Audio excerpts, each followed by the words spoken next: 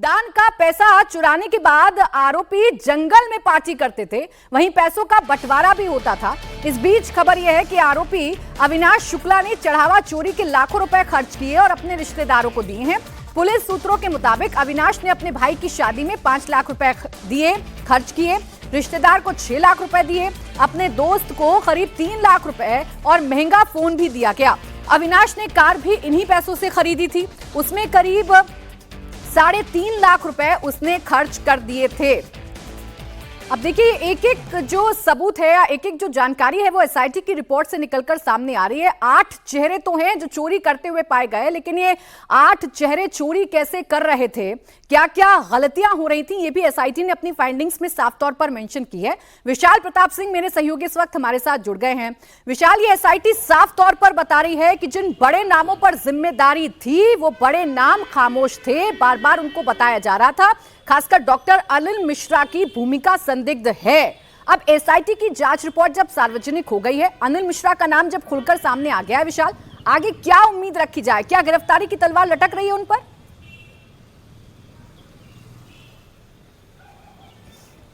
प्राची, इस बात से बिल्कुल इनकार नहीं कर सकते हैं कि डॉक्टर अनिल मिश्रा इस समय ट्रस्ट के उन सदस्यों में से एक हैं जो हुआ करते थे ट्रस्ट में, अब फिलहाल नहीं है। लेकिन जो जिम्मेदारी अनिल मिश्रा के ऊपर दी गई थी, जिन जिम्मेदारियों का उनको निर्वहन करना चाहिए था, उन जिम्मेदारियों का निर्वहन किस तरीके से लापरवाही तरीके से किया गया है, इसका अंदाजा सिर्फ इस बात से लगाइए कि जब अनिल मिश्रा को यह पता लग जाता है कि वहां पर इस तरीके की चीजें हो रही हैं, वहां पर जो लोग जा रहे हैं वो जेब में पैसे लेकर के वापस आ रहे हैं, सीसीटीवी की मॉनिटरिंग के बारे में भी उनको जानकारी दी गई, लेकिन अनिल मिश्रा ने सभी चीजों पर ऐसा लगता है कि पूरी तरीके से पल्ला झाड़ रखा था। उनको किसी भी चीज से कोई मतलब नहीं हो रहा था, चाहे चढ़ावे में चोरी की बात सामने आ रही थी, हुंडियों को एक साथ ले जाकर के पलटने की बात सामने आ रही थी, पूरे उस परिसर को सर्वेक्षण की बात सामने आ रही थी। और जब ये जानने के बाद कि वहां मौके पर इस तरीके का काम हो रहा है, अनिल मिश्रा की तरफ से कोई भी वहां पर कार्रवाई नहीं की गई, कोई भी एक्शन नहीं लिया गया, कुछ भी इस तरीके का काम नहीं किया गया जिससे इस चोरी को बंद किया जा सके, खत्म किया जा सके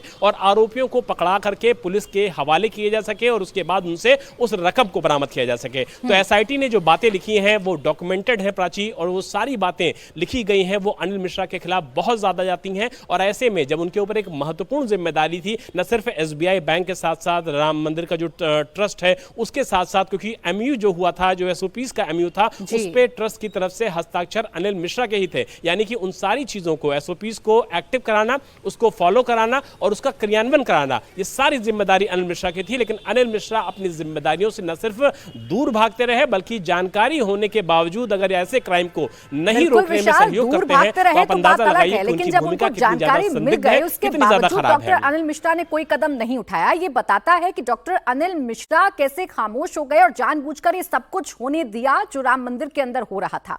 एसआईटी रिपोर्ट में टिन्नू यादव के भतीजे मनीष यादव पर भी बड़ा खुलासा हुआ है। एसआईटी ने कहा कि मनीष यादव चढ़ावा गिनती के लिए नियुक्त होते ही चोरी करने लगा था।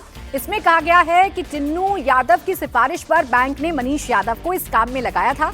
मनीष यादव 15 अप्रैल से चढ़ावे की गिनती में लगा था और सीसीटीवी में वो 11 मई से चोरी करते पाया गया। सोचिए, अप्रैल में नियुक्ति हुई है मनीष यादव की और मई महीने में मनीष यादव ने चोरी करना शुरू कर दिया। मनीष यादव के अलावा बाकी 5 लोग जो सीसीटीवी में चोरी करते दिखे, उन सबकी सैलरी 15,000 से 20,000 रुपए के बीच थी, लेकिन इनके खातों से लाखों रुपए मिले हैं। इन्होंने चोरी के पैसे अपने रिश्तेदारों के खाते में भी जमा कराए हैं।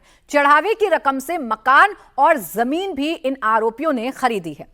आरोपियों के पास से करीब 80 लाख रुपए बरामद किए गए हैं, जिसमें डॉलर, गहने और दूसरी कीमती चीजें बरामद हुई हैं। 4 अप्रैल 2026 को बाथरूम से 2.25 लाख रुपए भी बरामद किए गए थे। बाथरूम से पैसे बरामद होते हैं और इन 8 आरोपियों के घर से भी पैसे बरामद किए जाते हैं उस वक्त जब चंपत राय निजी तौर पर इस पूरे मामले की जांच कर रहे थे। एसआईटी की रिपोर्ट में सुभाष श्रीवास्तव पर गंभीर आरोप है। एसआईटी ने लिखा है कि सुभाष श्रीवास्तव की जिम्मेदारी थी कि वो काउंटिंग की निगरानी करते, लेकिन उन्होंने भारी लापरवाही बरती, किसी की तलाशी नहीं ली, आने जाने वालों को खुली छूट मिली थी। काउंटिंग में लगे लोग अपना निजी सामान लेकर अंदर जाते थे, लेकिन सुभाष ने उन्हें कभी नहीं रोका। जबकि एसओपीज जो बैंक के साथ मिलकर तय की गई थी, उसके मुताबिक अपना निजी सामान अंदर ले जाने पर पाबंदी थी, यानी कि काउंटिंग वाले कमरे में कोई भी निजी सामान नहीं जा सकता था। लेकिन ये आरोपी धड़ल्ले से अपने फोन का भी इस्तेमाल कर रहे थे, पॉकेट वाले कपड़े भी पहनकर जा रहे थे।